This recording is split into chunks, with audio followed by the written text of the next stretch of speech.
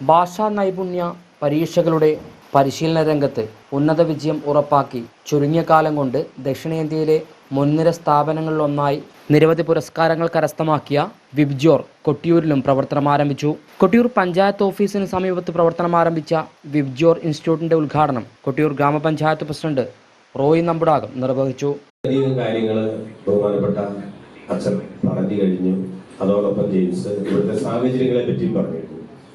എന്തൊക്കെയാണ് നമ്മൾ ചെയ്യുന്നത്, അല്ലെങ്കിൽ നാട്ടിൽ എന്തൊക്കെ ചെയ്യാൻ സാധിക്കുമെന്നുള്ളതിനെ കുറിച്ച് വലിയൊരു പഠനം നടത്തിയിട്ട് ജീവിക്കുന്ന ഒരാളാണ് ജെയിംസ്. ഞങ്ങൾ അടുത്ത സുഹൃത്തുക്കളായതുകൊണ്ട് തന്നെ പല കാര്യങ്ങളിലും സംസാരിക്കാറുണ്ട്. അപ്പോൾ എനിക്ക് ഏറ്റവും അവസാനമായിട്ട് ഇപ്പം വിവിധ കോഴ്സുകൾ, അത് ഏതെല്ലാം മേഖലകളിൽ തുടങ്ങുന്നുണ്ട്, ഏതെല്ലാം കോഴ്സുകൾ തുടങ്ങുന്നുണ്ടതിനപ്പുറം സിവിൽ സർവീസിലേക്ക് ഒരു നോട്ടം ഉണ്ടായിട്ടുണ്ട്. തീർച്ചയായിട്ടും അതൊരു വലിയ കാര്യമാണ്. നമ്മുടെ നാട്ടില് സിവിൽ സർവീസിൽ ഇപ്പോൾ ഒരു കുട്ടിയാണ് നിലവിൽ റാങ്ക് ലിസ്റ്റ് വന്നിട്ടുള്ളത്. അതിന് കൂടുതൽ സാധ്യതകൾ ഈ നാട്ടിലോ അല്ലെങ്കിൽ നമ്മുടെ നാട്ടിൽ വന്ന് പഠിച്ചു പോകുന്ന കുട്ടികൾക്കോ ഉണ്ടാകാനുള്ള സാഹചര്യം ഒരുക്കുക. അത് 5 പേരെ ഫ്രീ ആയിട്ട് പഠിപ്പിക്കുമെന്നാണ് പറഞ്ഞിരിക്കുന്നത്. ഈ ഒരു മേഖലയിലുള്ളൊരു ബുദ്ധിമുട്ടുകൾ നമുക്കറിയാം.